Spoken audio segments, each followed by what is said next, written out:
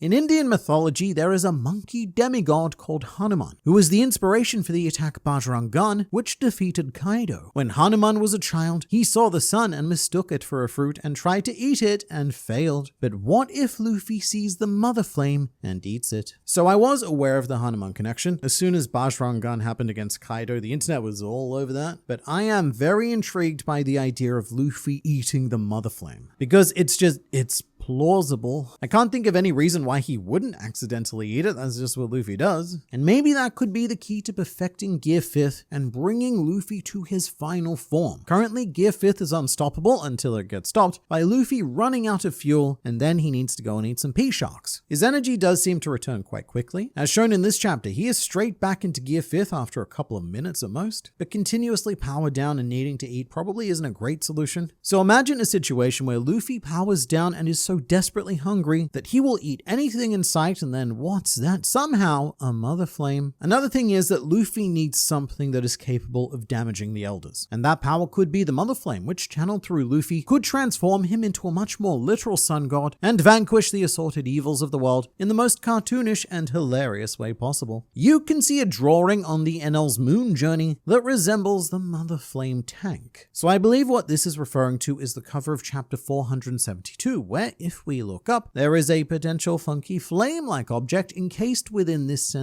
whatever it is, potentially the moon itself, because there is another section of NL's Great Space Operations where he powers the ancient moon civilization in a container that looks like it also could have been used for a mother flame in the past. It definitely wouldn't surprise me. I've said for years that everything we saw during NL's cover story is a huge spoiler for One Piece that we're gonna look back on and go, oh my god, it was all there. A and MU equals Atomu equals nuclear power. So that's one of the common thoughts that has popped up in regards to deciphering the mysterious text on the mother flame. The idea is that A and MU should not be read in English, and if it were to be read in Japanese, then it would read Atomu, which is also how they would say the word atom. I am no expert on this, so other people can and will correct me in the comments, but this could be equating the mother flame to the advent of nuclear fission, or even just basic fission, which was used for atomic bombs, given that the mother flame is used to power Imu's very similar weapon of mass destruction. I've also been told that there's a very exotic atom named muonium, which I tried reading the Wikipedia page for, but look, I don't have anywhere near the scientific background or human patience to try and understand it. So if someone could explain it in the comments, but only in One Piece terms, that would be amazing. But there's also a much less scientific idea that I'm a big fan of, which mostly has to do with the mu section. I actually wasn't aware that this was even a thing until recently, but there is a whole genre of quote pseudoscience that speculates about a lost continent on our planet, and that continent's name is Mu, or Mew, depending on how you want to pronounce it. I'm not going to go too deeply into this in this video because it is a colossal subject, and everything we know about modern geology is all but debunks the idea. But how real it was to us is irrelevant because we are talking about fiction, and it certainly could have inspired Eiichiro Oda. And for this, we are going beyond the writing on the mother flame, because this could be the inspiration for the ancient kingdom. Mu is referred to as the motherland, a continent that existed maybe 50,000 years ago before it was destroyed by an unexplained phenomenon. So that's all starting to sound a bit familiar, isn't it? It's almost like what happened to our mysterious ancient kingdom, a once thriving advanced civilization that just vanished from history. So essentially, Mu is like a much bigger version of Atlantis. And hearing about this brings my mind back to Enies Lobby. For me, there is no doubt that the hole in the sea there was created by the same weapon that was used to destroy Lucia. That may have been the location of the ancient kingdom, which is why the world government keeps that area so heavily defended, and even building Enies Lobby on top of it as a symbol of justice being served to those bad ancient kingdom people who we did not like. But it does also tie into Vegapunk's flooding idea, because one proposal for Mu's disappearance was a big ol' flood. So it's a genuinely fascinating idea, and I'm definitely going to look into it a lot more, but not here because there is too much to cover in this particular video. A lot of people are also pointing to Mu as a reference to 66.6% of Imu's name, although in Japanese that would be a clean 50, it's just 2 characters. I don't know if it's that simple, but maybe it is. The more curious thing is that while the A and MU have a ton of great theories, at the moment the S108 feels a bit neglected, and I guess that's because it really could be as simple as something like this is the 108th iteration of the project that Vegapunk has previously tried and failed 107 times previously. But 108 pops up a lot in One Piece, and it's because it's a very special number in Dharmic religions like Buddhism and Hinduism and such. For example, in Japan, a bell is rung exactly 108 108 times to bring in the New Year's. But it also might have some Gorowase behind it, which is the art of constructing Japanese words with Japanese numbers. Because each number has so many different ways it can be said, which means that you can string together a series of numbers and form Japanese sentences. However, my Japanese is not proficient enough to pick any of that out. There's also some amazing conspiracy theories happening right now concerning one Mad Monk Rouge and connecting him to the Mother Flame because his pre-time skip bounty was 108 million berries. And look, maybe he's got something big going for him down the line to tie him into all of this. But I imagine that this bounty is just using 108 as a basic religious reference given how often it comes up, as well as the fact that he is a very happy monk. The happiness, I guess, is an interesting point though. Rouge is always smiling. Even in the worst situation, he's still got that flawless, joyous disposition. And it's been speculated that Rouge is from Burka, which is the Sky Island Enel destroyed before invading Skypiea. So maybe the Burkans had a Joy Boy and or Nika-based legacy like the Giants of Elbaf do. But look, all of this talk of Sky Islands and Giant Islands is making me really keen to go traveling again, and I imagine that it's having the same effect on you. What are you even doing right now? Just look at yourself, spending all of your time indoors on the toilet, watching a man talk about fictional pirates on the internet. Look, it's time for you to take a non-toilet related journey. Not outside though, no. There's a dangerous amount of sun and socialization out there. So what you need is an AFK journey, the sponsor of this video and an ethereal fantasy RPG with a new season, offering spectacular deals to hot destinations such as the desert paradise of the Ashen Wastes. Here you can immerse yourself in the local culture of the Uru settlement, visit a very big door at the Temple of Seers, and even challenge yourself as part of the Warsong Festival. Upon landing, you'll be greeted by two Mola tour guides, the new characters Alsa the Orphan and Soren the also orphan. But don't let that worry you though, because remember the first law of anime? The less parents a character has, the more powerful they become. Power that you will require to battle your way through multiple modes, including Dora's Trial, Supreme Arena, and Honor Duel, as well as partake in the new leveling system, new maps, and most fightsomely, the new boss. So according to the news, there's also a bit of instability going on in the area. Some dude named Fake Merlin is causing a bit of trouble, but I'm sure that won't be an issue for your journey. So what are you waiting for? This is the best journey you can take without leaving your home. So get off your phone, get off the toilet, and then get back on your phone so that you can download AFK Journey via the QR code on screen or via the link in the description. And if you use the code AFKJ New Season, then you'll get 500 diamonds and 50,000 coins, which is incredible. Not many journeys actively pay you to go on them, so go have an adventure,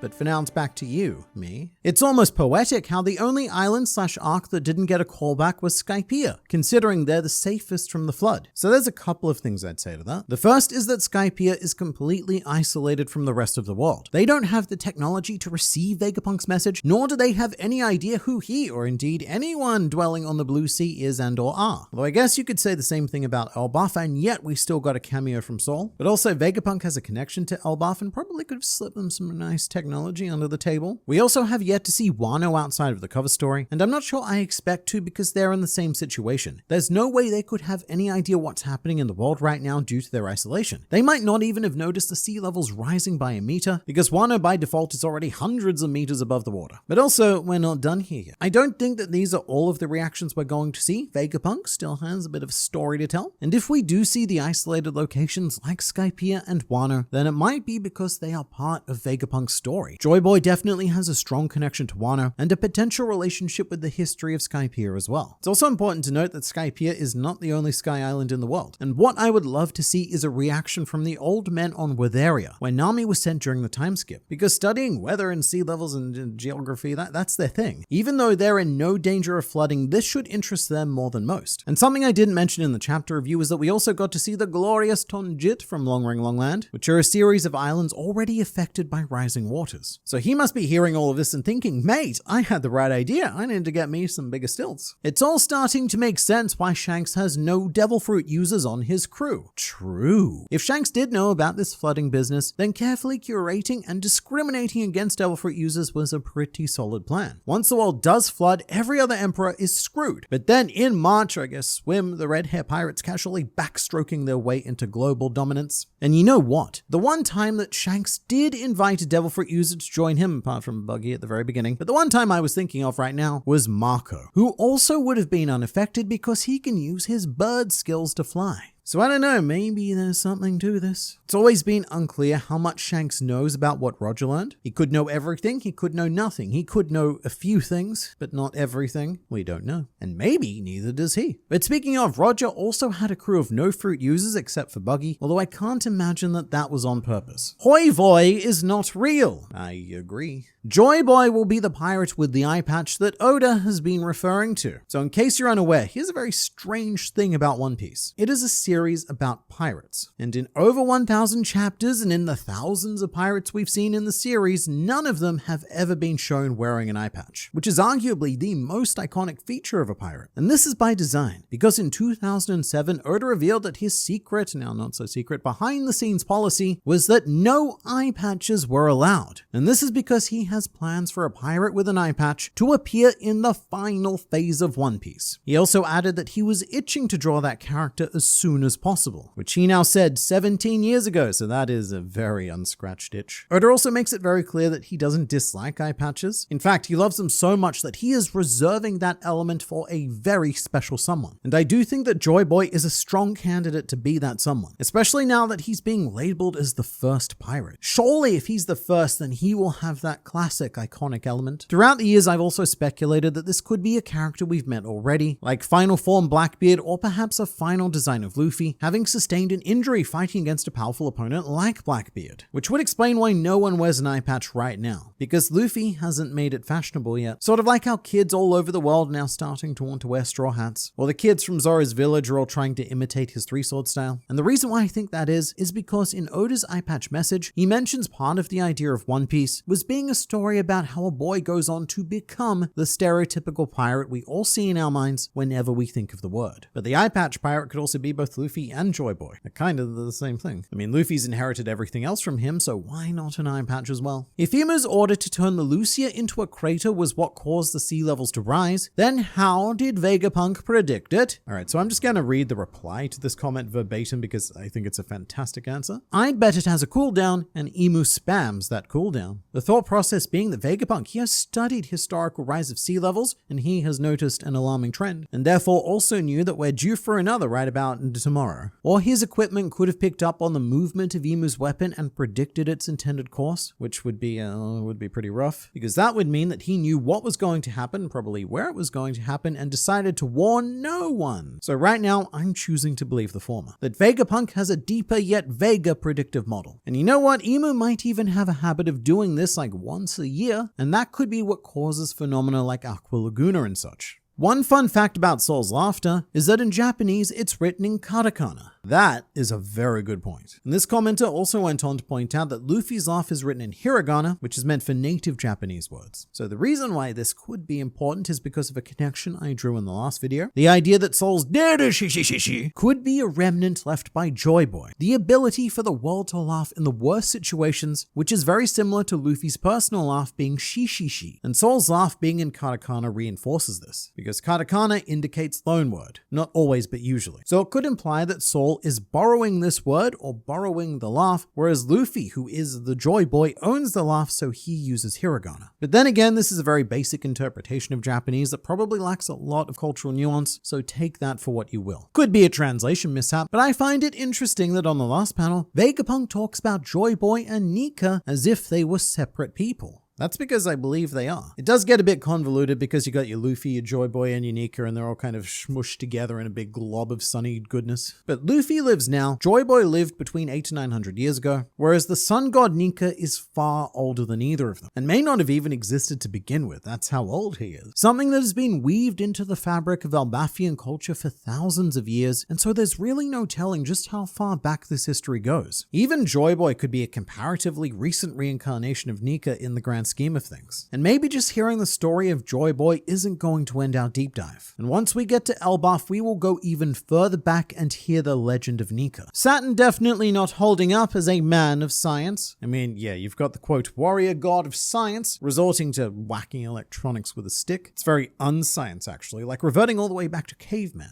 Then again, each of the Elder Stars seem to exist to subvert whatever they're in charge of. Saturn being in charge of science means very little, because his actual role is more to prevent the progress of science unless it's for their direct benefit. In fact, most of the science he engages in has no clear purpose. There's nothing he's really trying to achieve beyond torturing people for his amusement. It's more, okay, what happens if I take this person and give them that deadly substance? There's not even a hypothesis he's trying to test. He's just exposing people to bad stuff for the sake of it. Break next week. I wonder how long it takes for the anime to have more episodes than there are actual chapters. Mate, not long. It is happening so soon. Because the anime is currently up to episode 1103 while I'm writing this. This being a video for chapter 1140. So right now, the manga only has 11 more chapters than the anime has episodes. So by the end of this year, One Piece will probably have more episodes than it does manga chapters. And something's gone wrong there. You, man on the internet, you missed the part where the Iron Giant stands up and the Marines notice him. Yes, the Iron Giant was in this chapter and it did nothing as per usual. It was already standing and walking, we saw it. So there, I mentioned it. Isn't my insight valuable? Although it is a bit of a tradition at this point, isn't it? There's another break next week, so of course Oda took this opportunity to show the Iron Giant again. Have some giant, he says, before going on break and then not returning to it after the break ends. Luffy's journey started in East Blue, like the sun rising in the east. I can't believe I've never thought of that before now, but that is both poetic and true, hence Romance Dawn. The very beginning of the sun god's warmth bathing the planet. And if you'd like to keep appraised on the sun's movement, then don't forget to subscribe to this channel for consistent injections of One Piece culture administered directly into your YouTube feed.